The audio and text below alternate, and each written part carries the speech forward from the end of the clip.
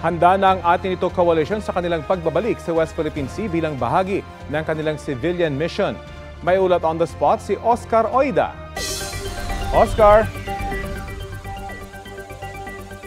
Yes, Rafi, full steam ahead. Yan ang buong giting na pahayag ng mga tagapagtaguyod ng Atin Ito Coalition sa kanilang ikatlong misyon sa gitna ng pinag-aagawang karagatan.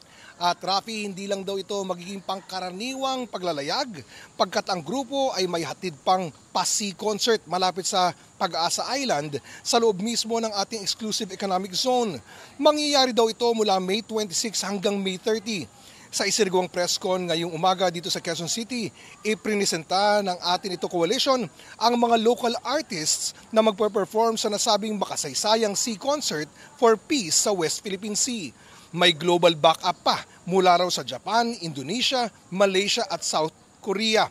Present din sa press con ang mga bagong halal na mababatas na sina Chel Diokno at si Representative Percy Sendana para suportaan ang adhikain.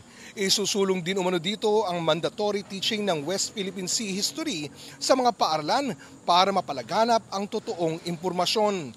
Kailangan daw ayon sa coalition na sa kabila ng tensyon, ang tugon ay hindi galit kundi tugtugin. Sa gitna ng pang-api, ang sagot ay di takot kundi tapang at himig ng pagkakaisa.